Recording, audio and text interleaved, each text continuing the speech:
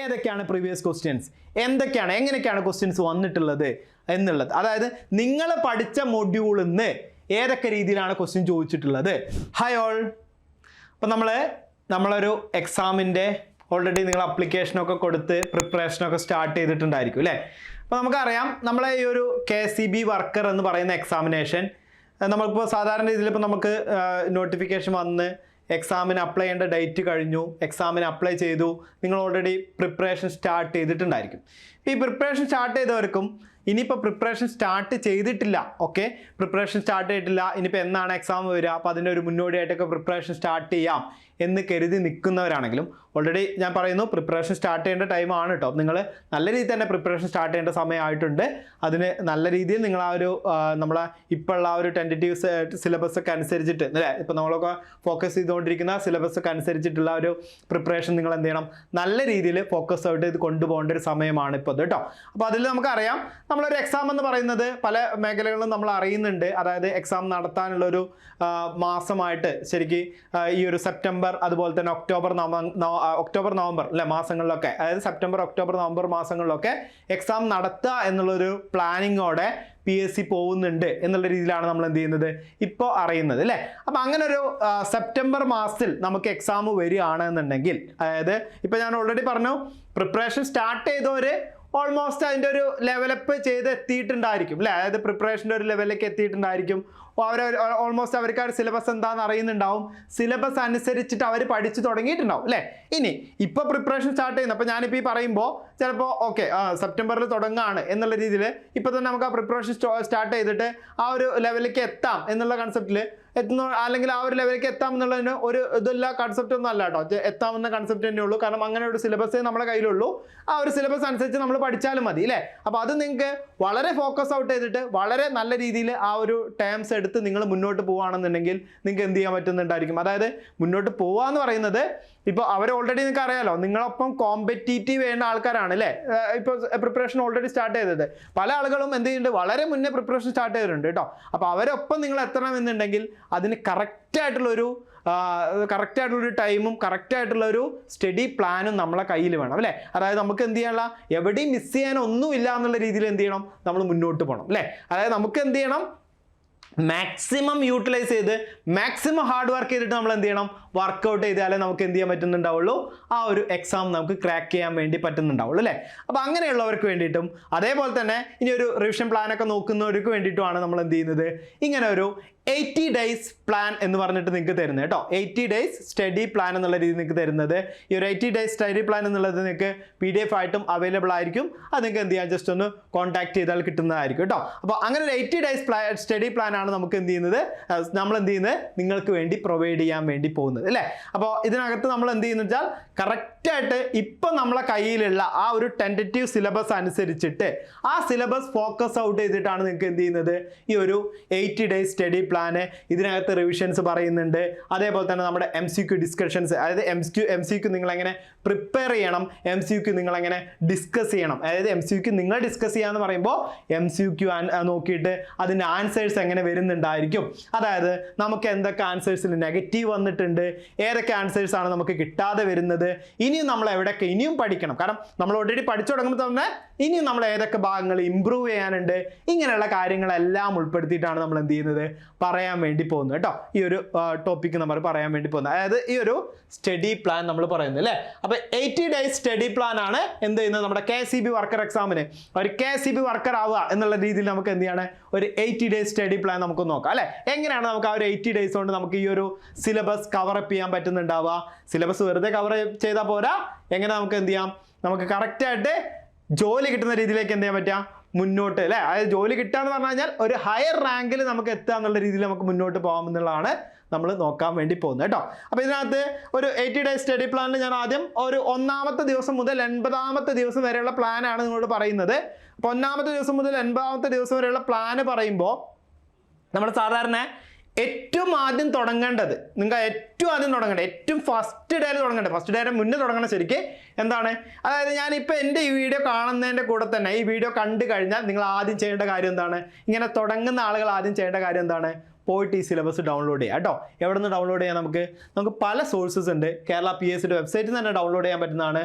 അതായത് നിങ്ങൾ just lineman എന്നോ അല്ലാന്നുണ്ടെങ്കിൽ ഇലക്ട്രീഷ്യൻ എന്നോ എന്തോ ആയിക്കോട്ടെ, നിങ്ങൾ ജസ്റ്റ് ഒന്ന് അടിച്ചിട്ട് ഗൂഗിൾ ചെയ്തിട്ട് ജസ്റ്റ് ഒന്ന് സിലബസ് എന്ന് കൂടി നോക്കിക്കഴിഞ്ഞാൽ നിങ്ങൾക്ക് കിട്ടുന്നതാണ്. അല്ലെങ്കിൽ നമ്മുടെ എന്താണ് ബ്ലോഗിലായിട്ട് കിട്ടുന്നു, അതായത് നമ്മളെ വെബ്സൈറ്റ് വഴി നിങ്ങൾക്ക് എന്ത് ചെയ്യുന്നുണ്ടായിരിക്കും ഇതിൻ്റെ സിലബസ് ഡൗൺലോഡ് ചെയ്തെടുക്കാൻ പറ്റുന്നതാണ് കേട്ടോ. ഇനി ഇത് രണ്ടും അല്ലാന്നുണ്ടെങ്കിൽ നമുക്ക് നിങ്ങളെ മെൻ്റൽ സപ്പോർട്ടിന് വേണ്ടിയിട്ട് നിങ്ങൾക്ക് എന്ത് ചെയ്യാൻ പറ്റും? കോൺടാക്ട് ചെയ്യാൻ പറ്റുന്നതാണ്. അങ്ങനെയും നിങ്ങൾക്ക് സിലബസ് കിട്ടുന്നതാണ് അല്ലേ. അപ്പോൾ ആ ഒരു ടെൻറ്റേറ്റീവ് സിലബസ്, അതായത് നമ്മളിപ്പോൾ ഫോക്കസ് ചെയ്തുകൊണ്ടിരിക്കുന്ന സിലബസ്, അതായത് നമ്മുടെ ഇലക്ട്രീഷ്യൻ അതേപോലെ തന്നെ ലൈൻമാൻ എക്സാമിന്, അതായത് നമ്മൾ ITI ലെവൽ എക്സാമിന് കേരള PSC യൂസ് ചെയ്തുകൊണ്ടിരിക്കുന്ന സിലബസ് എന്ന് പറയുന്നത്, ആ സിലബസ് വെച്ചിട്ടാണ് നമ്മൾ പറയാൻ വേണ്ടി പോകുന്നത്. അപ്പോൾ ആ സിലബസ് എന്ത് ചെയ്യണം? നിങ്ങളെ കയ്യിൽ ആദ്യം വേണം അല്ലേ. കാരണം നമ്മൾ എഴുതാൻ പോകുന്ന എക്സാം എന്താണ് എന്നുള്ളത് നമുക്ക് മനസ്സിലാക്കിയിട്ട് ആ സിലബസ് നമ്മൾ എന്ത് ചെയ്യണം? നമ്മൾ കയ്യിൽ സൂക്ഷിച്ചു വെക്കണം കേട്ടോ. ദെൻ രണ്ടാമത്തെ കാര്യം എന്താണ്? നമ്മളെ കയ്യിൽ വേണ്ട രണ്ടാമത്തെ കൺസെപ്റ്റ് ആണ് ഇതിനകത്തൊരു റെഫറൻസ് ചെയ്യാൻ പറ്റുന്ന ഒരു ടെക്സ്റ്റ് ബുക്ക്. നമുക്കറിയാം ഈ ITI ലെവൽ എക്സാമിന് നമ്മൾ റെഫർ ചെയ്യാൻ എടുക്കുന്ന ടെക്സ്റ്റ് ബുക്ക് എന്ന് പറയുന്നത് ഏതാണ്? നമ്മുടെ നിമി പാറ്റേണിൻ്റെ ടെക്സ്റ്റ് ബുക്കാണ് അല്ലേ. ITI ലെവൽ എക്സാംസ് എല്ലാം എഴുതാൻ വേണ്ടിയിട്ട് നമ്മൾ ഉപയോഗിക്കുന്ന ബുക്ക് ടെക്സ്റ്റ് ബുക്ക് ഏതാണ്? നിമി പാറ്റേൺ ടെക്സ്റ്റ് ബുക്കാണ്. അപ്പോൾ ഈ ടെക്സ്റ്റ് ബുക്ക് നിങ്ങളെ കയ്യിൽ എന്ത് ചെയ്യണം? വേണം. ഓക്കെ, അപ്പോൾ രണ്ട് കാര്യങ്ങളായോ. മൂന്നാമത്തെ കാര്യം എന്താ? മൂന്നാമത്തെ കാര്യം എന്ന് പറയുന്നത് ഇതിനകത്ത് നടന്നിട്ടുള്ള പ്രീവിയസ് ആയിട്ട് നടന്നിട്ടുള്ള ഏതെങ്കിലും ഒരു ക്വസ്റ്റ്യൻ പേപ്പർ കേട്ടോ, ഏതെങ്കിലും ഒരു ക്വസ്റ്റ്യൻ പേപ്പർ നിങ്ങൾക്ക് അറിയുന്നുണ്ടാവും. ഇപ്പോൾ വളരെ പ്രീവിയസ് ആയിട്ടൊരു എക്സാം നടന്നിട്ടുണ്ട്, ആ ക്വസ്റ്റ്യൻ പേപ്പർ നിങ്ങൾ എടുത്തുകൊണ്ട് പ്രശ്നമൊന്നുമില്ല. പക്ഷേ എന്താ പ്രശ്നം എന്ന് വെച്ച് കഴിഞ്ഞാൽ അതിൻ്റെ ഒറിജിനൽ ആൻസർ കീ, അതായത് നമ്മൾ ഫൈനൽ ആൻസർ കീ എന്ത് ചെയ്യുന്നുണ്ടാവില്ല? ഇറങ്ങിയിട്ടുണ്ടാവില്ല അല്ലേ. അപ്പോൾ അത് നമ്മൾ എടുത്തു കഴിഞ്ഞാൽ നമ്മൾ അതിൽ ചിലപ്പോൾ എന്ത് ചെയ്യും? ആൻസർ കീ ചെക്ക് ചെയ്യുന്ന സമയത്ത്, അതായത് നിങ്ങളിപ്പോൾ ആൻസറൊക്കെ എഴുതി ചെക്ക് ചെയ്യുന്ന സമയത്ത് നിങ്ങൾക്ക് എന്ത് ചെയ്യാണ്? ചിലപ്പോൾ ചില ബുദ്ധിമുട്ടുകളൊക്കെ പോകും കേട്ടോ. ഇനിയിപ്പോൾ അങ്ങനെ അല്ല എന്നുണ്ടെങ്കിൽ കുഴപ്പമില്ല, നിങ്ങൾ പ്രൊവിഷൻ ആൻസർ കീ എടുത്തിട്ട് ചെക്ക് ചെയ്താലും കുഴപ്പമില്ല. ആ ക്വസ്റ്റ്യൻ പേപ്പർ ആണെങ്കിലും നിങ്ങൾ എടുത്താൽ മതി. കാരണം നമ്മളിതൊരു മാർക്ക് നോക്കാൻ വേണ്ടിയിട്ടല്ല ചെയ്യുന്നത്. നിങ്ങൾ സ്റ്റാർട്ടിംഗ് ആണ്, സ്റ്റാർട്ടിംഗ് ലെവലിൽ എന്ത് ചെയ്യാണ്? നിങ്ങൾക്ക് എത്രത്തോളം ഈ ടോപ്പിക്കിനെ കുറിച്ച് അറിയാം, ഈ ടോപ്പിക്ക് നിങ്ങൾ പഠിച്ചു തുടങ്ങുകയാണെന്നുണ്ടെങ്കിൽ, അതായത് ഈ സിലബസ് നിങ്ങൾക്ക് പഠിച്ചു തുടങ്ങുകയാണെന്നുണ്ടെങ്കിൽ ഏതൊക്കെ ഏരിയയാണ് നിങ്ങൾ വീക്ക് ആയിട്ടുള്ളത്, ഏതൊക്കെ ഏരിയയാണ് നിങ്ങൾക്ക് സ്ട്രോങ് ആയിട്ടുള്ളത്, ഇങ്ങനെയുള്ള കാര്യങ്ങളൊക്കെ നമുക്ക് എന്ത് ചെയ്യാം? മനസ്സിലാക്കാം. അതായത് പ്രധാനമായിട്ടും പറഞ്ഞു കഴിഞ്ഞാൽ ആ എക്സാമിനെ കുറിച്ചും ആ എക്സാം നമ്മൾ എഴുതി കഴിഞ്ഞാൽ അതിനുണ്ടാകുന്ന എഫക്റ്റിനെ കുറിച്ചും നമുക്ക് എന്ത് ചെയ്യാൻ പറ്റും? മനസ്സിലാക്കി എടുക്കാൻ വേണ്ടി പറ്റും അല്ലേ. ഇതിന് വേണ്ടിയിട്ടാണ് നമ്മൾ എന്ത് ചെയ്യുന്നത്? ഒരു ക്വസ്റ്റ്യൻ പേപ്പർ നമ്മൾ സൂക്ഷിച്ച് വെക്കുന്നത് കേട്ടോ. അപ്പോൾ 3 കാര്യമായോ? എന്തൊക്കെയാണ്? സിലബസ് വേണം, ടെക്സ്റ്റ് ബുക്ക് വേണം, മൂന്നാമത്തെ എന്താണ്? നമ്മുടെ എന്ത് വേണം? നമ്മുടെ ക്വസ്റ്റ്യൻ പേപ്പർ വേണം അല്ലേ. നാലാമത് നിങ്ങൾക്ക് ഈ ടെക്സ്റ്റ് ബുക്കിൻ്റെ കൂടെ തന്നെ നിങ്ങൾക്ക് എന്ത് ചെയ്യുന്നുണ്ടായിരിക്കും? ഇതുപോലെയുള്ള ക്ലാസ്സുകൾ കിട്ടും അല്ലേ. ആ ക്ലാസ്സുകൾ നമുക്ക് എന്ത് ചെയ്യാം? ഫെഡറയുടെ ഭാഗത്തു നിന്നുള്ള ക്ലാസ്സുകളൊക്കെ ഓൾറെഡി റൺ ചെയ്യുന്ന ബാച്ചുകളുണ്ട്. ഇനിയിപ്പോൾ നമുക്ക് ക്രാഷ് ബാച്ചുകളായിട്ട് നമുക്ക് സ്റ്റാർട്ട് ചെയ്യാൻ പോകുന്ന ബാച്ചുകൾ ഉണ്ടായിരിക്കും. ഈ ബാച്ചുകളിൽ നിങ്ങൾക്ക് ജോയിൻ ചെയ്യാം. ഒപ്പം നമുക്ക് എന്ത് ചെയ്യാം? ഇതേ ഒരു സ്റ്റഡി പ്ലാൻ അനുസരിച്ചുള്ള ക്ലാസ്സുകൾ നിങ്ങൾക്ക് എന്ത് ചെയ്യുന്നുണ്ടായിരിക്കും? കിട്ടുന്നുണ്ടായിരിക്കും കേട്ടോ. അതായത് ഈ സ്റ്റഡി പ്ലാൻ ഫോക്കസ് ചെയ്ത് ആ ഫോക്കസ് ഔട്ട് ചെയ്ത് നിൽക്കുന്ന ക്ലാസ്സുകൾ നിങ്ങൾക്ക് എന്ത് ചെയ്യുന്നുണ്ടായിരിക്കും? കിട്ടുന്നുണ്ടായിരിക്കും. അപ്പോൾ അതും നിങ്ങൾക്ക് എന്ത് ചെയ്യാണ്? യൂട്ടിലൈസ് ചെയ്യാൻ പറ്റുന്നതാണ്. അതിനെക്കുറിച്ചുള്ള ഡീറ്റെയിൽസ് അറിയാൻ വേണ്ടിയിട്ട് നിങ്ങൾക്ക് കോൺടാക്ട് ചെയ്യാം കേട്ടോ. അപ്പോൾ അതാണ് നമുക്ക് നാലാമത്തെ കാര്യമായിട്ട് വരുന്നത് അല്ലേ. അഞ്ചാമത്തെ കാര്യം എന്താണ്? അഞ്ചാമത്തെ കാര്യം പിന്നെ നമ്മൾ പഠിക്കാൻ തുടങ്ങുമ്പോൾ നമ്മൾക്ക് വേണ്ട ഒരു കാര്യമാണ് അല്ലേ. എന്താണ്? ഒരു നോട്ട് ബുക്കും ഒരു പെന്നും കൂടി വേണം അല്ലേ. ഇങ്ങനെയുള്ള 5 കാര്യങ്ങൾ നിങ്ങൾ എന്ത് ചെയ്യണം? വാങ്ങി കയ്യിൽ വെച്ചിട്ടുണ്ടാവണം കേട്ടോ. സ്റ്റാർട്ട് ചെയ്യുന്നതിന് മുന്നേ ആയിട്ട്. എന്തിനു വേണ്ടിയിട്ടാണ്? ഈ നോട്ട് ബുക്കും പെന്നും എന്ന് പറയുന്നത് എന്താണ്? നിങ്ങൾക്കിപ്പോൾ ക്ലാസ്സുകളൊക്കെ നിങ്ങൾ എടുക്കുന്നുണ്ടെങ്കിൽ നിങ്ങൾക്ക് ഓൾറെഡി എന്ത് ചെയ്യുന്നുണ്ടാവും? നോട്ട്സ് PDF ആയിട്ടോ അല്ലെങ്കിൽ നോട്ട്സ് എന്ത് ചെയ്യുന്നുണ്ട്? ഇപ്പോൾ മൊബൈലുകളൊക്കെ ആയിട്ട് നിങ്ങൾക്ക് അവൈലബിൾ ആയിട്ടുണ്ടാവും അല്ലേ. അല്ലെങ്കിൽ നിങ്ങൾ ആ ഒരു യൂസ് ചെയ്യുന്നതിനനുസരിച്ച് നിങ്ങൾക്ക് അവൈലബിൾ ആയിട്ടുണ്ടാവും. പക്ഷേ നോട്ട് യൂസ് ചെയ്യുന്നതിനൊപ്പം തന്നെ ഇമ്പോർട്ടൻ്റ് ആയിട്ടുള്ള കാര്യങ്ങളൊക്കെ നമ്മൾ എന്ത് ചെയ്യണം? എഴുതി സൂക്ഷിക്കുക തന്നെ വേണം കേട്ടോ. അപ്പോൾ നമ്മളൊരു ആ ഒരു റിട്ടേൺ നോട്ട് ബുക്ക് ആയിട്ട് നിങ്ങൾ എന്ത് ചെയ്യണം? നിങ്ങളെ കയ്യിൽ സൂക്ഷിച്ചിട്ടുണ്ടാവണം. അത് നിങ്ങൾ എന്ത് ചെയ്യണം? നിങ്ങളൊരു സ്വന്തം എഫേർട്ട് എടുത്ത് നിങ്ങൾ എഴുതി വെക്കുന്ന നോട്ടുകൾ അല്ലേ. അത് എല്ലാ പോയിന്റും എഴുതിയിട്ട് കുറേ ടൈം നോട്ട് എഴുതാൻ വേണ്ടി എടുക്കാമെന്നല്ല ഞാൻ ഉദ്ദേശിക്കുന്നത് കേട്ടോ. ജസ്റ്റ് പോയിന്റ് വൈസ് ഏറ്റവും ഇമ്പോർട്ടൻ്റ് ആയിട്ടുള്ള കാര്യങ്ങൾ മാത്രം നോട്ട് ചെയ്ത് വെക്കുക എന്നുള്ള രീതിയിലൊരു നോട്ടും കൂടി നമ്മളെ കയ്യിൽ വേണം അല്ലേ. ഇത്രയും കാര്യങ്ങൾ ഉണ്ടെങ്കിൽ നമുക്ക് ഫസ്റ്റ് ഡേ മുതൽ എന്ത് ചെയ്യാം? സ്റ്റാർട്ട് ചെയ്യാം അല്ലേ. അപ്പോൾ നമ്മൾ ഫസ്റ്റ് ഡേയിൽ നമ്മൾ എന്താ ചെയ്യാൻ പോവുക? ഫസ്റ്റ് ഡേയിൽ ചെയ്യുന്നത് നിങ്ങൾ സിലബസ് ഫുള്ളായിട്ട് വായിച്ചു നോക്കുക. എന്താണ്? സിലബസ് ഫുള്ളായിട്ട് വായിച്ചു നോക്കുക അല്ലേ. ഓൾറെഡി ITI കഴിഞ്ഞവരാണ് നമ്മളെല്ലാവരും അല്ലേ. ആ ITI കഴിഞ്ഞവർക്ക് ഈ സിലബസ് വായിച്ചു കഴിഞ്ഞാൽ ആ സിലബസിൻ്റെ ഉള്ളിലുള്ള കാര്യങ്ങളെല്ലാം മനസ്സിലാക്കാം അല്ലേ. കാരണം എന്താണ്?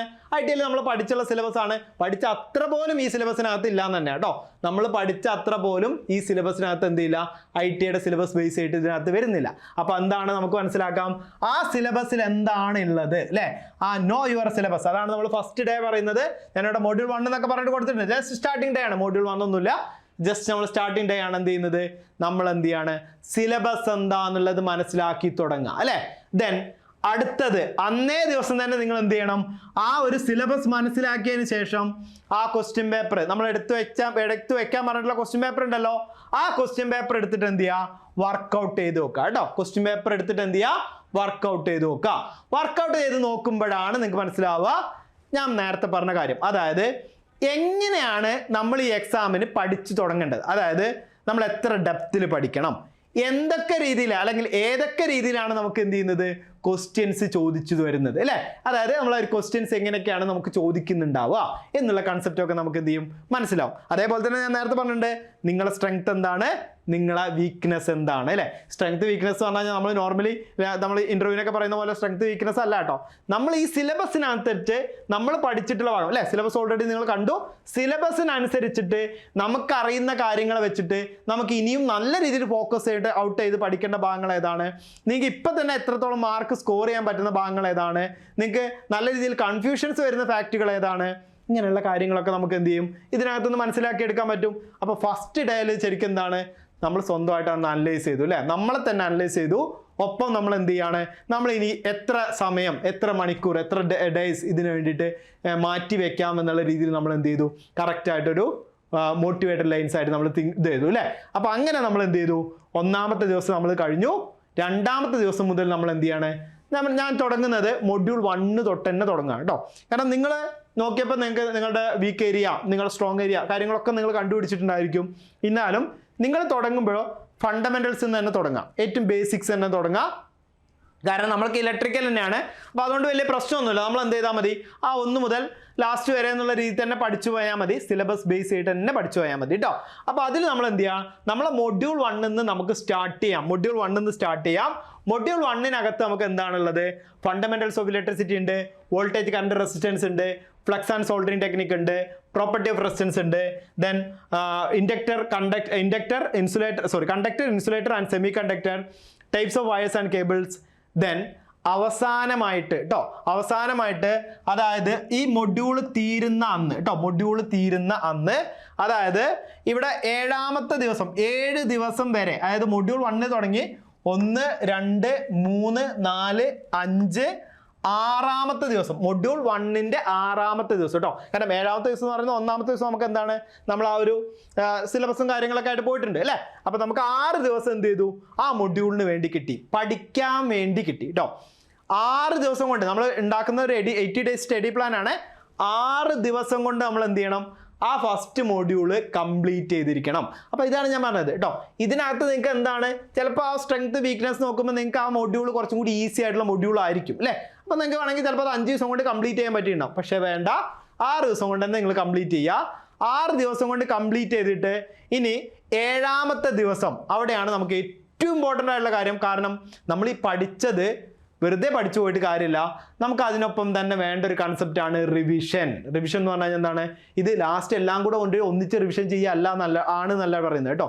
എന്താ ചെയ്യേണ്ടത്, നമ്മൾ എപ്പോഴും എന്താ ചെയ്യേണ്ടത്, അതൊരു കണ്ടിന്യൂസ് ആയിട്ട് റിവിഷൻ ചെയ്തു പോവാണ്. അതായത് നമ്മൾ ജസ്റ്റ് എല്ലാം പഠിച്ചത് ഒന്നിച്ച് കൊണ്ടിട്ട് റിവിഷൻ ചെയ്യുകയല്ല വേണ്ടത്. നമ്മൾ ഈ പഠിച്ച കൺസെപ്റ്റുകളെല്ലാം നിങ്ങളുടെ അടുത്ത് ഷോർട്ട് നോട്ട് ഉണ്ട്, നിങ്ങളുടെ അടുത്ത് നോട്ടുകളുണ്ട്, നിങ്ങളുടെ അടുത്ത് റെഫറൻസ് ബുക്ക് ഉണ്ട്, നിങ്ങളുടെ അടുത്ത് ക്ലാസ്സുകളുണ്ട് അല്ലേ. ഈ ക്ലാസ്സുകളെല്ലാം അല്ലെങ്കിൽ ഈ പറയുന്ന സോഴ്സസ് എല്ലാം വെച്ച് ഒപ്പം നിങ്ങളുടെ കയ്യിലുള്ള ക്വസ്റ്റ്യൻ പേപ്പേഴ്സ്, അതായത് നിങ്ങൾക്ക് ഞാൻ പറഞ്ഞല്ലോ ഇതൊക്കെ നമുക്ക് വെബ്സൈറ്റിലൊക്കെ ഒരുപാട് ക്വസ്റ്റ്യൻ പേപ്പേഴ്സ് അവൈലബിൾ ആണ് കേട്ടോ, ഒരുപാട് ക്വസ്റ്റ്യൻസ് അവൈലബിൾ ആണ്, ഒരുപാട് AI പ്ലാറ്റ്ഫോംസ് നിങ്ങളുടെ കയ്യിലുള്ളതാണ്. ഇതെല്ലാം വെച്ചിട്ട് നിങ്ങൾക്ക് ഒരുപാട് ക്വസ്റ്റ്യൻസ് കിട്ടും അല്ലേ. ഈ ക്വസ്റ്റ്യൻസ് എല്ലാം വെച്ചിട്ട് അവിടെ നിങ്ങൾ എന്ത് ചെയ്യുക, കറക്റ്റായിട്ട് അത് റിവൈസ് ചെയ്യുക. റിവൈസ് ചെയ്യുന്നതിൻ്റെ കൂടെ അവിടെ വന്നിട്ടുള്ള പ്രീവിയസ് ക്വസ്റ്റ്യൻസ് എല്ലാം നിങ്ങൾ എന്ത് ചെയ്യുക, ഫോക്കസ് ഔട്ട് ചെയ്യുക. ഏതൊക്കെയാണ് പ്രീവിയസ് ക്വസ്റ്റ്യൻസ്, എങ്ങനെയൊക്കെയാണ് ക്വസ്റ്റ്യൻസ് വന്നിട്ടുള്ളത് എന്നുള്ളത്. അതായത് നിങ്ങൾ പഠിച്ച മൊഡ്യൂളിൽ നിന്ന് ഏതൊക്കെ രീതിയിലാണ് ക്വസ്റ്റ്യൻ ചോദിച്ചിട്ടുള്ളത്, അവിടെ നിങ്ങൾ ആ ക്വസ്റ്റ്യൻ എഴുതുമ്പോൾ നിങ്ങൾക്ക് മനസ്സിലാവും അവിടെ എന്തൊക്കെ നെഗറ്റീവ് മാർക്ക് നിങ്ങൾക്ക് വരാനുണ്ട് കേട്ടോ. അപ്പോൾ പ്രോബ്ലംസ് ഒക്കെ ചെയ്ത് നോക്കാം. ന്യൂമറിക്കലായിട്ടുള്ള പ്രോബ്ലംസ് ഒക്കെ നമുക്ക് ക്വസ്റ്റ്യൻ പേപ്പറിൽ വരുന്നതാണ്. അങ്ങനെയുള്ള ചെറിയ ചെറിയ പ്രോബ്ലംസും കാര്യങ്ങളൊക്കെ നിങ്ങൾ അവിടെ വർക്കൗട്ട് ചെയ്തിട്ട് നിങ്ങൾക്ക് ടോട്ടലി ആ ഒരു മൊഡ്യൂളിലുള്ള എല്ലാ കാര്യങ്ങളും എന്ത് ചെയ്യാം, അവിടെ തന്നെ അന്നൊരു ദിവസം കൊണ്ട് നിങ്ങൾക്ക് ക്ലിയർ ചെയ്യാം അല്ലേ. ഇനി അഥവാ എങ്ങാനും ചെറിയ പെൻഡിങ് ഒക്കെ വന്നിട്ടുണ്ടെങ്കിൽ എന്താണ്, അതും അന്നുകൊണ്ട് ക്ലിയർ ചെയ്യണം. ബാക്കിയുള്ള എല്ലാ കാര്യം കേട്ടോ. പെൻഡിങ് വരുത്തരുത്. വരുത്താതെ നമ്മൾ എന്ത് ചെയ്യണം, അന്നുള്ള ടോപ്പിക് അല്ലേ. ഇപ്പോൾ ഇവിടെ fundamental of electricity, voltage, current, resistance, flux, soldering technique എന്ന് പറഞ്ഞു കഴിഞ്ഞാൽ ചെറിയ ചെറിയ പോർഷൻസ് അല്ലേ അല്ലേ. അതെല്ലാം നമ്മൾ എന്ത് ചെയ്യണം, അന്ന് തന്നെ ക്ലിയർ ചെയ്തിട്ട് പോകണം കേട്ടോ. ഒന്നും നാളേക്കില്ല, അന്ന് തന്നെ അല്ലേ. അന്ന് തന്നെ ക്ലിയർ ചെയ്യുക. അന്ന് തന്നെ ക്ലിയർ ചെയ്ത് കഴിഞ്ഞാൽ 8ാമത്തെ ദിവസം ആകുമ്പോഴേക്കും നിങ്ങൾ എന്ത് ചെയ്തു, ഫസ്റ്റ് മൊഡ്യൂൾ കംപ്ലീറ്റ് ചെയ്തു അല്ലേ. ഫസ്റ്റ് മൊഡ്യൂൾ കഴിഞ്ഞു. 8ാമത്തെ ദിവസം ആയപ്പോൾ നമ്മൾ എന്ത് ചെയ്തു, ഫസ്റ്റ് മൊഡ്യൂൾ കഴിഞ്ഞു അല്ലേ. അങ്ങനെ നമ്മൾ പോയിട്ട് പിന്നീട് എന്ത് ചെയ്തു, അടുത്ത ദിവസം 9, 10 ഒക്കെ നമ്മൾ സെക്കൻഡ് മൊഡ്യൂളിലെ കാര്യങ്ങളാട്ടോ. ജസ്റ്റ് ഞാൻ മൊഡ്യൂളിലെ കാര്യങ്ങൾ നിങ്ങളൊന്ന് വായിച്ചു നോക്കുക. ഓപ്സ് ലോ, കിർച്ചോഫ് ലോ എന്നൊക്കെ പറഞ്ഞിട്ട് നമ്മളങ്ങനെ പോകുന്നുണ്ടാവും. Laws of resistance, chemical effect of electric current, different types of സെല്ലുകൾ, കെയർ ആൻഡ് മെയിൻ്റനൻസ് എന്നൊക്കെ പറഞ്ഞ് നമ്മൾ പോയി. 15ാമത്തെ ദിവസം ആയപ്പോൾ കേട്ടോ, 15ാമത്തെ ദിവസം ആയപ്പോൾ വീണ്ടും നമ്മൾ എന്ത് ചെയ്തു, മൊഡ്യൂൾ 2ൻ്റെ റിവിഷനിലേക്ക് എത്തി അല്ലേ. അപ്പോൾ ഇവിടെ നിങ്ങൾ ഒരു കാര്യം ശ്രദ്ധിക്കണം. ഈ മൊഡ്യൂൾ 2ൻ്റെ റിവിഷൻ ചെയ്യുന്നതിൻ്റെ കൂടെ തന്നെ മൊഡ്യൂൾ 1ലെ ഇമ്പോർട്ടൻ്റ് ആയിട്ടുള്ള കാര്യങ്ങൾ നിങ്ങൾ നോട്ടിൽ എഴുതി വെച്ചിട്ടുണ്ടല്ലോ ഇല്ലേ. അതായത് ഹാൻഡ് റിട്ടൺ നോട്ടൊക്കെ ഉണ്ട് അല്ലേ നിങ്ങളുടെ കയ്യിൽ. ആ ഹാൻഡ് റിട്ടൺ നോട്ടുകൾ നിങ്ങൾ എഴുതി വെച്ചിട്ടുണ്ടല്ലോ, അതെടുത്തിട്ട് ഒന്നും കൂടി ഒന്ന് വായിച്ചു നോക്കുക. ഓക്കെ. അപ്പോൾ മൊഡ്യൂൾ 2 നമ്മൾ റിവൈസ് ചെയ്യാണ്. മൊഡ്യൂൾ 2 റിവൈസ് ചെയ്യുന്നതിൻ്റെ കൂടെ തന്നെ നമ്മൾ എന്തുകൂടി റിവൈസ് ചെയ്തു, മൊഡ്യൂൾ 1 ഒന്നും കൂടെ റിവൈസ് ചെയ്തു. ക്ലിയർ ആയോ? പക്ഷേ ഇവിടെ ഇപ്പോൾ നിങ്ങൾ കരുതും ഈ മൊഡ്യൂൾ 2 റിവേഴ്സ് ചെയ്യാനും മൊഡ്യൂൾ 1 റിവേഴ്സ് ചെയ്യാനും കൂടെ ഒക്കെ ടൈം ഉണ്ടാവുമോ എന്നുള്ളത്. മൊഡ്യൂൾ 1 നിങ്ങൾ എടുത്തിട്ട് ആ ഹാൻഡ് റിട്ടൺ നോട്ട്ബുക്ക്, അതായത് നിങ്ങൾ ഷോർട്ടായിട്ട് എഴുതി വെച്ച നോട്ട്ബുക്ക് എടുത്ത് വായിക്കുകയാണ് എന്നുണ്ടെങ്കിൽ നിങ്ങൾക്ക് തന്നെ അപ്പോൾ മനസ്സിലാവും നിങ്ങൾക്ക് അത്ര ടൈമൊന്നും അതിന് വേണ്ടി വരില്ല. വളരെ സിമ്പിളായിട്ട് നിങ്ങൾക്ക് എന്ത് ചെയ്യാം, പോയിന്റുകളൊക്കെ അങ്ങനെ ഓർത്ത് എടുക്കുമ്പോൾ പോകാൻ പറ്റുന്നുണ്ടാവും. അത് നിങ്ങൾ ആ ഒരു പാറ്റേണിലേക്ക് കയറുമ്പോൾ നിങ്ങൾക്ക് എന്ത് ചെയ്യും, ക്ലിയർ ആയിട്ട് മനസ്സിലാവും കേട്ടോ. എങ്ങനെ നമുക്ക് ആ മൊഡ്യൂൾ 1 കൂടി അന്ന് റിവൈസ് ചെയ്യാൻ പറ്റുന്നുണ്ടാവും എന്നുള്ളത് മനസ്സിലാവും കേട്ടോ. അപ്പോൾ അത് നിങ്ങൾക്ക് അവിടെ തന്നെ എന്ത് ചെയ്യാം കേട്ടോ. ഇനി ആ മൊഡ്യൂൾ 1 നമ്മൾ എടുക്കില്ല. മൊഡ്യൂൾ 1 ഇനി എന്ത് ചെയ്യുള്ളൂ, കുറച്ചൊരു സെഷൻ കഴിഞ്ഞിട്ട്, ഒരു സൈക്കിൾ കഴിഞ്ഞിട്ടേ നമ്മൾ എടുക്കുള്ളൂ കേട്ടോ. അപ്പോൾ മൊഡ്യൂൾ 1ൻ്റെ കാര്യം അവിടെ കഴിഞ്ഞു. അപ്പോൾ ഇതിനെ കൂടെ എന്ത് ചെയ്യുക, മൊഡ്യൂൾ 1 ഒന്നും കൂടെ റിവൈസ് ചെയ്യുക അല്ലേ. മൊഡ്യൂൾ 1 ഒന്നും കൂടെ റിവൈസ് ചെയ്യുക. ഓക്കെ. അപ്പോൾ അതോടെ നമ്മൾ മൊഡ്യൂൾ 1 അവിടെ കംപ്ലീറ്റ് ചെയ്ത് അവിടെ വെച്ചു കേട്ടോ. ഇനി നമുക്ക് മൊഡ്യൂൾ 1 എന്ത് ചെയ്യാണ്, ലാസ്റ്റ് ആ ഒരു സൈക്കിളിൽ വരുമ്പോഴേ നമ്മൾ മൊഡ്യൂൾ 1 എടുക്കുള്ളേ. അപ്പോൾ മൊഡ്യൂൾ 1 ഒന്നും കൂടി നമ്മൾ ക്ലിയർ ചെയ്ത് അവിടെ വെച്ചിട്ടുണ്ട്. ഇനി അവിടെ കേട്ടോ കേട്ടോ. ഇനി എന്താണ്, വീണ്ടും നമ്മൾ എന്ത് ചെയ്തു, 16th ഡേ മുതൽ മൊഡ്യൂൾ 3 സ്റ്റാർട്ട് ചെയ്തു. Classification, magnetic property, electromagnet, terms related to magnetism, electromagnetic induction, self induction and mutual induction, അതുപോലെ തന്നെ എന്ത് ചെയ്യാണ്, കപ്പാസിറ്റർ, അതിൻ്റെ ടൈപ്പ് ഒക്കെ കഴിഞ്ഞ് 22ാമത്തെ ദിവസം അല്ലേ, സ്റ്റാർട്ട് ചെയ്ത് 22ാമത്തെ ദിവസമായി അല്ലേ. സ്റ്റാർട്ട് ചെയ്ത് 22ാമത്തെ ദിവസം ആയപ്പോഴേക്കും 3ാമത്തെ മൊഡ്യൂൾ കഴിഞ്ഞു അല്ലേ. 3ാമത്തെ മൊഡ്യൂളിൽ നമ്മളെത്തി. 3ാമത്തെ മൊഡ്യൂളിൽ നമ്മൾ എന്ത് ചെയ്തു, 3ാമത്തെ മൊഡ്യൂളിലെ റിവിഷൻ, ക്വസ്റ്റ്യൻസ്, പ്രോബ്ലംസ്, എല്ലാ കാര്യങ്ങളും നമ്മൾ നോക്കി കേട്ടോ. കാരണം ഈ പ്രീവിയസ് ആയിട്ടുള്ള ക്വസ്റ്റ്യൻ പേപ്പറൊക്കെ നിങ്ങൾ കയ്യിൽ ഓൾറെഡി ഉണ്ടല്ലോ. അതൊക്കെ നിങ്ങൾ കളക്ട് ചെയ്ത് വെച്ചിട്ടുണ്ട്. ആ ക്വസ്റ്റ്യൻസ് വെച്ച് നോക്കി, നോട്ട്സ് നിങ്ങൾ എഴുതിയിട്ടുണ്ടായിരുന്നു, നോട്ട്സ് വെച്ച് ചെക്ക് ചെയ്തു. ഒപ്പം നമ്മൾ നേരത്തെ പഠിച്ചുള്ള മൊഡ്യൂൾ 2 ഒന്നെടുത്തു കേട്ടോ. മൊഡ്യൂൾ 2 ഒന്നെടുത്തു. ഈ മൊഡ്യൂൾ 2 കൂടി അതിൻ്റെ കൂടെ എന്ത് ചെയ്തു, ജസ്റ്റ് ഒന്ന് വായിച്ചു നോക്കി അല്ലേ. അപ്പോൾ നമ്മൾ ഈ നേരത്തെ മൊഡ്യൂൾ 1 പറഞ്ഞ പോലെ തന്നെയാണ് മൊഡ്യൂൾ 2 നിങ്ങൾ വായിച്ചു നോക്കുമ്പോൾ നിങ്ങൾക്ക് ഈസിയാണ്. ഒന്നും കൂടി ഈസി ആയിട്ട് നമുക്ക് എന്ത് ചെയ്യാൻ പറ്റും, അത് വായിച്ച് നോക്കാൻ വേണ്ടി പറ്റുന്നുണ്ടാവും കേട്ടോ. അപ്പോൾ നമുക്ക് മൊഡ്യൂൾ 2 എന്ത് ചെയ്യും, അതിൻ്റെ കൂടെ കംപ്ലീറ്റ് ചെയ്തു അല്ലേ. മൊഡ്യൂൾ 2 ഇനി അവിടെ നിൽക്കട്ടെ. ഓക്കെ. ഇനി എന്താണ്, വീണ്ടും നമ്മൾ എന്ത് ചെയ്തു, മൊഡ്യൂൾ 4 സ്റ്റാർട്ട് ചെയ്തു കേട്ടോ. അതായത് 23 ഡേയ്സ് മുതൽ നമ്മൾ മൊഡ്യൂൾ 4 സ്റ്റാർട്ട് ചെയ്തു. Alternating current, AC circuit, earthing, types of wiring, grading of cables and wires, testing of installation by megger, then revision അല്ലേ. അതായത് 29th ഡേ ആയപ്പോൾ നമ്മൾ എന്ത് ചെയ്തു, മൊഡ്യൂൾ 9 നമ്മൾ കംപ്ലീറ്റ് ചെയ്തു. അവിടെ നമുക്ക് എന്താ ഉള്ളത്, റിവിഷൻ ഉണ്ട് അല്ലേ. ഓക്കെ. നമ്മളിപ്പോൾ പറഞ്ഞ പോലെ തന്നെ റിവിഷൻ ഉണ്ട്. അപ്പോൾ അവിടെ നമ്മൾ ഏത് മൊഡ്യൂളാണ് അതിൻ്റെ കൂടെ എടുക്കേണ്ടി വരിക, മൊഡ്യൂൾ 4ൻ്റെ ഡിവിഷൻ്റെ കൂടെ നമ്മൾ ഏതാ എടുക്കേണ്ടത്, മൊഡ്യൂൾ 2 കഴിഞ്ഞു അല്ലേ. ഇനി ഏതാ എടുക്കേണ്ടത്, നമ്മൾ നേരത്തെ അവിടെ വെച്ചിട്ടുള്ള മൊഡ്യൂൾ 3 നമ്മൾ എന്ത് ചെയ്യുക, ഇതിൻ്റെ കൂടെ എടുത്ത് ഒന്ന് വായിച്ച് നോക്കിയിട്ട് വിടുക അല്ലേ. മൊഡ്യൂൾ 3 നമ്മൾ എടുക്കുക കേട്ടോ. മൊഡ്യൂൾ 3 അവിടെ എടുക്കുക, അതും എന്ത് ചെയ്യുക, ഒന്ന് ക്ലിയർ ചെയ്തിട്ട് അവിടെ തന്നെ വെക്കുക അല്ലേ. ഞാനിപ്പോൾ ഈ റിവൈസ് ചെയ്യുമ്പോഴേ, ഇപ്പോൾ നിങ്ങൾ റിവൈസ് ചെയ്ത് പോകുന്നത് പഴയ സാധനങ്ങൾ അവിടെ മറന്നു പോകാൻ വേണ്ടിയിട്ടല്ല കേട്ടോ. അതിന് വേണ്ടിയിട്ടാണ് നമ്മൾ റിവൈസ് ചെയ്യാന്ന് പറയുന്നത് അല്ലേ. അപ്പോൾ അത് നമ്മൾ എന്ത് ചെയ്യണം, റിവൈസ് ചെയ്യാൻ വേണ്ടിയിട്ടാണ് നമ്മൾ ഇങ്ങനെ സൈക്കിളായിട്ട് പറയുന്നത് കേട്ടോ. അപ്പോൾ മൊഡ്യൂൾ 3 നമ്മൾ എടുത്തപ്പോൾ എന്താണ്, മൊഡ്യൂൾ ഈ നമ്മൾ ഉടനെ എടുത്തിട്ട് പിന്നെ അവിടെ വെക്കുന്ന എന്താ അറിയോ, ഒരു വട്ടം നമ്മളിത് വായിച്ചു നോക്കിയിട്ട് രണ്ടാമതൊന്ന് റിവൈസ് ചെയ്യുമ്പോഴേക്കും നിങ്ങൾക്ക് അതിൻ്റെ ഒരു ഐഡിയ കിട്ടിയിട്ടുണ്ടാവും അല്ലേ. അപ്പോൾ ആ ഒരു കൺസെപ്റ്റിൽ നിങ്ങൾക്ക് പിന്നെ കുറച്ച് നേരത്തേക്ക് എന്ത് ചെയ്യണം, അത് അവിടെ നിൽക്കും കേട്ടോ. ഇനിയിപ്പോൾ നിങ്ങൾ ജസ്റ്റ് ഒന്ന് മറച്ചു നോക്കുമ്പോൾ തന്നെ അത് കിട്ടും എന്നുള്ള കൺസെപ്റ്റിൽ ആയിട്ടുണ്ടാവും നിങ്ങൾ പഠിച്ചു വെച്ചിട്ട്. പിന്നെ കുറേ ക്വസ്റ്റ്യൻസ് ഒക്കെ നിങ്ങൾ അറ്റൻഡ് ചെയ്യുന്ന സമയത്ത് പിന്നെ നിങ്ങൾക്ക് കുറേ കാര്യങ്ങളൊക്കെ ക്വസ്റ്റ്യൻസ് ഒക്കെ ഇതിൻ്റെ ഇടയിൽ കാണുന്നുണ്ടായിരിക്കും നിങ്ങൾ. അങ്ങനെയൊക്കെ ഇത് നിങ്ങൾ ആ ഒരു അതായത് നോർമലി ഇങ്ങനെ റിവൈസ് ആയിട്ട് എടുക്കാതെ തന്നെ നിങ്ങൾ റിവൈസ് ചെയ്യുന്നുണ്ടാവും, നിങ്ങൾ തന്നെ റിവൈസ് ചെയ്യുന്നുണ്ടാവും. ഞാനിപ്പോൾ ഈ ടൈം ടേബിൾ പറഞ്ഞ പോലെ അല്ലാതെ തന്നെ നിങ്ങൾ എന്ത് ചെയ്യുന്നുണ്ടാവും, അത് റിവൈസ് ചെയ്യുന്നുണ്ടാവും. കാരണം ചില ഭാഗങ്ങളിൽ നമ്മൾ ചില ക്വസ്റ്റ്യൻസ് കാണും, ചിലപ്പോൾ നമ്മൾ പ്രാക്ടിക്കലായിട്ട് എന്തെങ്കിലും കാണും. ഇങ്ങനെ കാണുമ്പോഴൊക്കെ നമ്മൾ എന്ത് ചെയ്യണം, ഇതിങ്ങനെ നമ്മുടെ ആ ഒരു അങ്ങനെ പൊടി തട്ടി എടുക്കുക എന്ന് പറയില്ല അല്ലേ, അതേപോലെ തന്നെ നമുക്ക് എന്ത് ചെയ്യാൻ പറ്റും, ഇങ്ങനെ പൊടി തട്ടി എടുക്കാൻ വേണ്ടി പറ്റും കേട്ടോ. അതൊരു മെത്തേഡാണ്. കാരണം നമുക്കിതിങ്ങനെ എന്ത് ചെയ്യാൻ പറ്റും, ഇതിങ്ങനെ റീസൈക്കിൾ ചെയ്തിട്ട് നല്ല രീതിയിൽ എന്ത് ചെയ്യാം, പോളിഷ് ചെയ്ത് എടുക്കാന്ന് പറയുന്നത് അല്ലേ. അപ്പോൾ നല്ല രീതിയിൽ നമുക്കത് പഠിച്ച കൺസെപ്റ്റ് വീണ്ടും പഠിക്കുക. അതാണ് റിവിഷൻ എന്ന് പറയുന്നത് കേട്ടോ. റിവിഷൻ നമുക്ക് വളരെ ഇമ്പോർട്ടൻ്റ് ആണ്. അല്ലാതെ വെറുതെ വായിച്ച് വെറുതെ പഠിച്ച് ഒരേ കാര്യം തന്നെ റിപ്പീറ്റ് ചെയ്തിട്ട് ഒരു 10 വട്ടം കണ്ടിട്ട് നമ്മൾ പഠിച്ചു പോകുന്നേക്കാൾ ഇമ്പോർട്ടൻ്റ് ആണ് എന്ത് ചെയ്യുന്നത്, റിവൈസ് ചെയ്യുക എന്ന് പറയുന്നത് കേട്ടോ. ഒരു സാധനം പഠിക്കുക, എന്നിട്ട് അവിടെ വെക്കുക, വീണ്ടും അടുത്ത് പഠിക്കുക അല്ലേ, വീണ്ടും അടുത്ത ടോപ്പിക്ക് പഠിച്ച ശേഷം വീണ്ടും എടുത്ത് പഠിക്കുക. ഇനിയിപ്പോൾ ഇത് ഫോളോ ചെയ്യുന്നിടത്ത് ഇവിടെ നിങ്ങൾക്ക് ടൈം ഉണ്ടെന്നുണ്ടെങ്കിൽ ഈ മൊഡ്യൂൾ 3 എടുത്തിട്ട് മൊഡ്യൂൾ 2 പഠിക്കുന്നതിന് കൂടെ നിങ്ങൾക്ക് ടൈം ഉണ്ടെന്നുണ്ടെങ്കിൽ മൊഡ്യൂൾ 1 ഒന്നുകൂടി ഫോക്കസ് ചെയ്ത് നോക്കാം അല്ലേ. അപ്പോൾ അത് കുറച്ചും കൂടി ഫാസ്റ്റ് ആയിട്ട് കുറച്ചും കൂടി നിങ്ങൾക്ക് സ്പീഡായിട്ട് നോക്കാൻ വേണ്ടി പറ്റുന്നുണ്ടാവും. അതേപോലെ തന്നെ ഇവിടെ വീണ്ടും നമുക്ക് എന്ത് ചെയ്യാം, മൊഡ്യൂൾ 3 നോക്കുന്നതിന് കൂടെ മൊഡ്യൂൾ 2 മൊഡ്യൂൾ 1 നിങ്ങൾക്ക് ഫാസ്റ്റായിട്ട് നോക്കാൻ പറ്റുന്നതിന് നോക്കാം.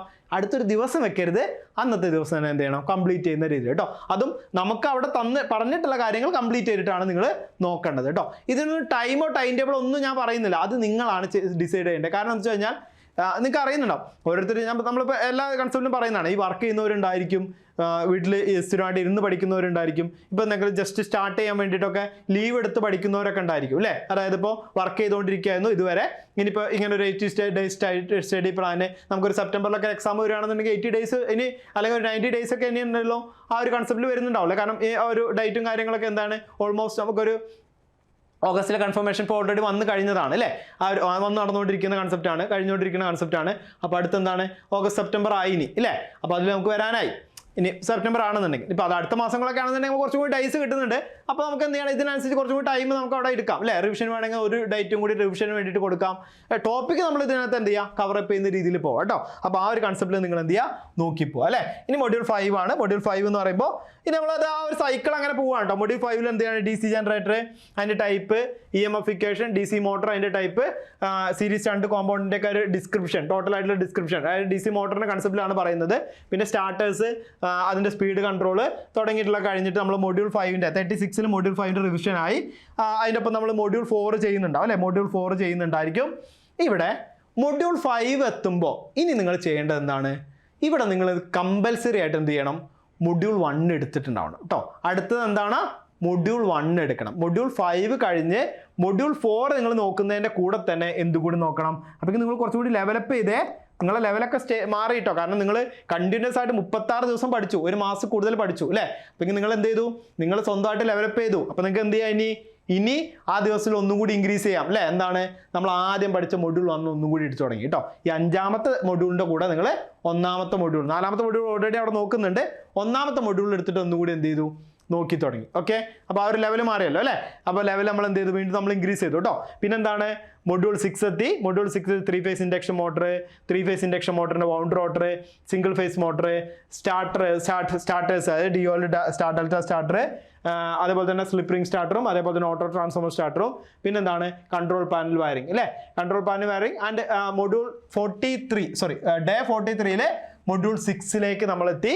മൊഡ്യൂൾ 6 അവിടെ എന്ത് ചെയ്തു, നമ്മൾ കംപ്ലീറ്റ് ചെയ്തു. അപ്പോൾ അവിടെ എന്തൊക്കെ നമ്മൾ ചെയ്യണം, 5 എടുക്കണം, ഒപ്പം തന്നെ എന്ത് ചെയ്യണം, മൊഡ്യൂൾ 2 എടുക്കണം അല്ലേ. 5ഉം 2ഉം റിവിഷന് വേണ്ടിയിട്ട് നമ്മൾ എടുത്തു കേട്ടോ. മൊഡ്യൂൾ 5ഉം മൊഡ്യൂൾ 2 എന്ത് ചെയ്തു, റിവിഷന് വേണ്ടി എടുത്തു. ഇനി അടുത്ത എന്താ വരുന്നുണ്ടാവുക, വീണ്ടും 7th മൊഡ്യൂൾ സ്റ്റാർട്ട് ചെയ്തു.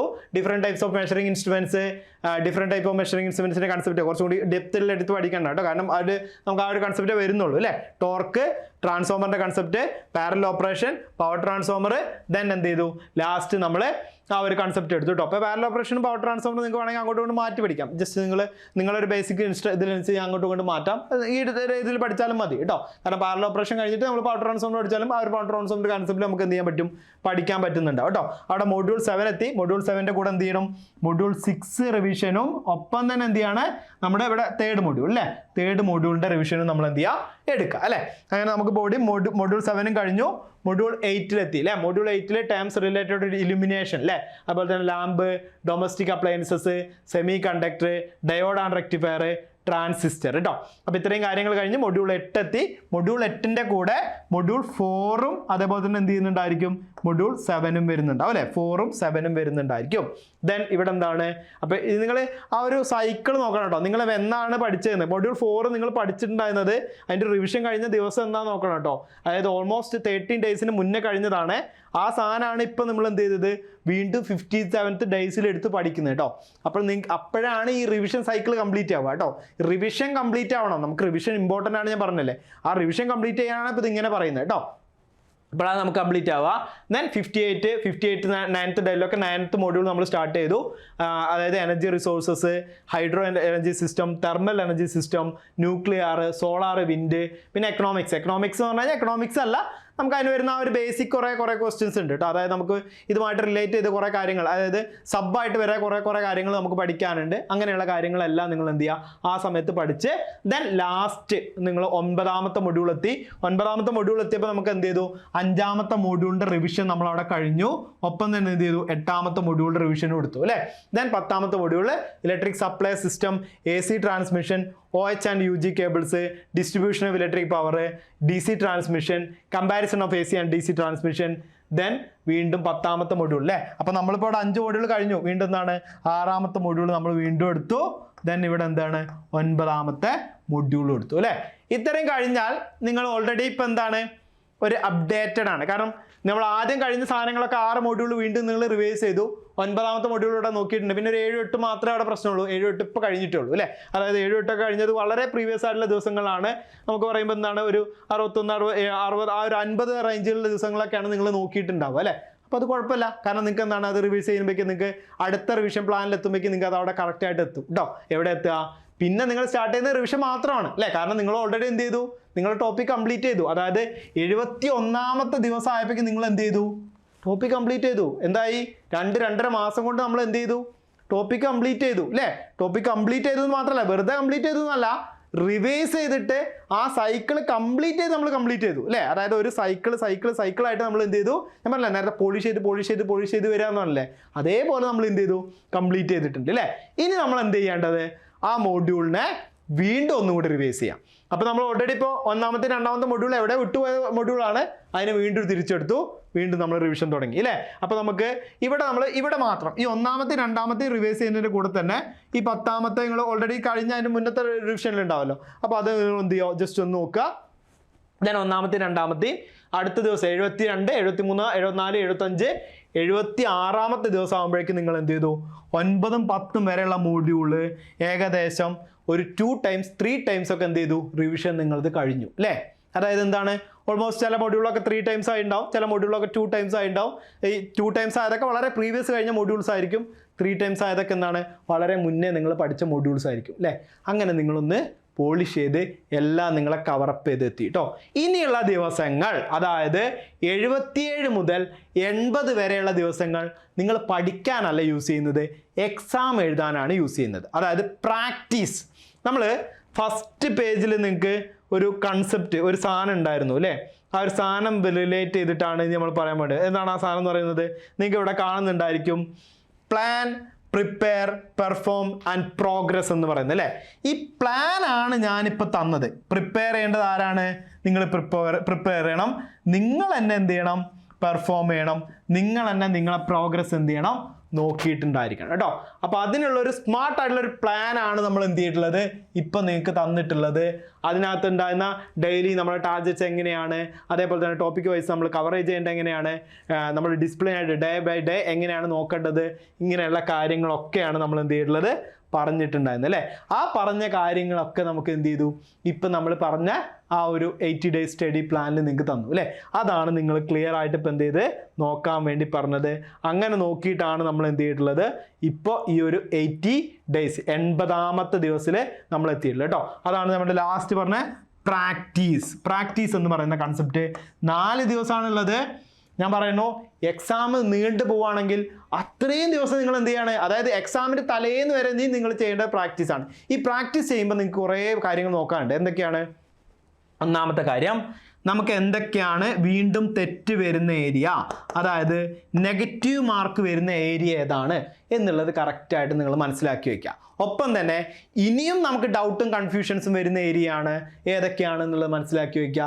ഇതൊക്കെ നിങ്ങൾക്ക് എന്ത് ചെയ്യണം, നിങ്ങൾ ക്ലാസ് എടുക്കുമ്പോൾ മെൻ്റൽ സപ്പോർട്ടും കാര്യങ്ങളൊക്കെ ഉണ്ടായിരിക്കും. അവിടെ നിങ്ങൾ എന്ത് ചെയ്യണം, ചോദിച്ച് മനസ്സിലാക്കി ക്ലിയർ ചെയ്ത് പഠിക്കുക കേട്ടോ. അതാണ് നമുക്ക് എന്ത് ചെയ്യുന്നത് ഈ ഒരു ഭാഗങ്ങളിൽ നമ്മൾ ചെയ്യേണ്ടത് കേട്ടോ. അവിടെ നമ്മൾ മാക്സിമം എന്ത് ചെയ്യണം, പറ്റുന്ന ക്വസ്റ്റ്യൻ ഡിസ്കഷൻസ് ഒക്കെ കാണണം, പറ്റുന്ന മോക്ക് ടെസ്റ്റുകളൊക്കെ അറ്റൻഡ് ചെയ്യണം, പറ്റുന്ന ക്വസ്റ്റ്യൻ പേപ്പറുകളൊക്കെ ഡൗൺലോഡ് ചെയ്യണം, ക്വസ്റ്റ്യൻസ് എല്ലാം വർക്കൗട്ട് ചെയ്യണം. AI പോലെയുള്ള പ്ലാറ്റ്ഫോംസ് ഉപയോഗിച്ചിട്ട് ക്വസ്റ്റ്യൻ പ്രിപ്പയർ ചെയ്ത് നമ്മൾ വർക്കൗട്ട് ചെയ്യണം. അതിൻ്റെ തെറ്റുകളുണ്ടെങ്കിൽ തിരുത്തി പഠിച്ച് മുന്നോട്ട് പോകണം കേട്ടോ. അങ്ങനെ മുന്നോട്ട് പോയി കഴിഞ്ഞാൽ ഈ പറയുന്ന ലാസ്റ്റ് ഡേ അല്ലേ, അതായത് നമുക്ക് റിസൾട്ട് വന്ന് ആ ഒരു റിസൾട്ട് വന്ന് ജോബിൽ കയറുന്ന ഫസ്റ്റ് ബാച്ചിൽ എന്തുണ്ടാവും, നിങ്ങളെ പേരും ഉണ്ടാവും അല്ലേ. അതായത് നമ്മൾ ഫസ്റ്റ് അഡ്വൈസ് കിട്ടുന്ന ബാച്ചിൽ എന്താണ്, നമ്മളും ഉണ്ടായിരിക്കും. അതായത് ആ ഒരു ബാച്ചിൽ ഫസ്റ്റ് അഡ്വൈസ് വരുന്ന ഈ ഒരു ഇപ്പോൾ വന്നിട്ടുള്ള ഒരു വേക്കൻസി അനുസരിച്ചിട്ട് നിങ്ങൾ അപ്ലൈ ചെയ്ത ജില്ലകളിലെ ഫസ്റ്റ് അഡ്വൈസ് പോകുന്ന ആ ഫസ്റ്റ് അഡ്വൈസിൽ എന്തുണ്ടാവും, നിങ്ങളെ പേപ്പറും കൂടി ഉണ്ടാവും അല്ലേ. അതായത് നമുക്ക് എന്ത് ചെയ്യാൻ പറ്റും, ഒരു അഡ്വൈസ് നമ്മളെ കയ്യിൽ കിട്ടുന്നുണ്ടാവും അല്ലേ. അപ്പോൾ അതിലേക്ക് നമുക്ക് എത്താനുള്ളൊരു പ്ലാനാണ് ഇപ്പോൾ നിങ്ങൾക്ക് തന്നിട്ടുള്ളത്. ഈ പ്ലാനും ഇതിനൊപ്പം തന്നെ ഇതിൻ്റെ ബാച്ചും എന്ത് ചെയ്യുന്നുണ്ട്, എൻട്രിയുടെ ഭാഗത്ത് നിന്ന് സ്റ്റാർട്ട് ചെയ്തിട്ടുണ്ട്. അത് നിങ്ങൾക്ക് എന്ത് ചെയ്യണം, പ്ലാൻ കിട്ടണമെന്നുണ്ടെങ്കിലും അതുപോലെ തന്നെ ഇതിൻ്റെ ബാച്ചിൽ ജോയിൻ ചെയ്യണമെന്നുണ്ടെങ്കിലും ഇതിനെക്കുറിച്ചുള്ള കൂടുതലായിട്ട് ഡീറ്റെയിൽസ് അറിയണമെന്നുണ്ടെങ്കിൽ നിങ്ങൾ എന്ത് ചെയ്യുക, താഴെ കാണുന്ന നമ്പറിൽ കോൺടാക്ട് ചെയ്യുക, അല്ലെങ്കിൽ ഒരു ഇത് ചെയ്താൽ മതി കേട്ടോ. നിങ്ങൾ കോൺടാക്ട് ചെയ്താൽ മതി, നിങ്ങൾക്ക് എന്ത് ചെയ്യും, പൂർണ്ണമായിട്ടുള്ള വിവരങ്ങൾ നിങ്ങൾക്ക് കിട്ടുന്നുണ്ടായിരിക്കും കേട്ടോ. അപ്പോൾ ഇത് നിങ്ങൾ എന്ത് ചെയ്യുക, കറക്റ്റായിട്ട് തന്നെ എടുക്കുക. പ്രാക്ടീസ് എന്ന് പറയുന്നത് വളരെ ഇമ്പോർട്ടൻ്റ് ആണ്. അതായത് നമ്മൾ പറഞ്ഞ ഈ ഒരു കൺസെപ്റ്റ് കേട്ടോ. അവിടെ എന്താ പറഞ്ഞിട്ടുള്ളത്, ഫോക്കസ് ചെയ്യുക, പ്ലാൻ ചെയ്യുക, സ്റ്റഡി ചെയ്യുക, ദെൻ ലാസ്റ്റ് എന്ത് ചെയ്യാണ്, നമ്മുടെ സക്സീഡ് ചെയ്യുക അല്ലേ. അവിടെ നമുക്ക് എന്ത് ചെയ്യണം, മേക്ക് ഇറ്റ് ഹാപ്പൻ. അവിടെ നമ്മൾ എന്ത് ചെയ്യണം, നമ്മൾ ആ ഒരു ജോബിലേക്ക് എത്തുക അല്ലേ. അപ്പോൾ എല്ലാവരും എന്ത് ചെയ്യണം, നല്ല രീതിയിൽ എന്ത് ചെയ്യണം, പഠിച്ചിട്ട് ആ ഒരു ജോബ് കിട്ടട്ടെ. എല്ലാവർക്കും എന്ത് ചെയ്യാണ്, നല്ലൊരു ബെസ്റ്റ് വിഷസ് ആയിരുന്നു. Okay, thank you.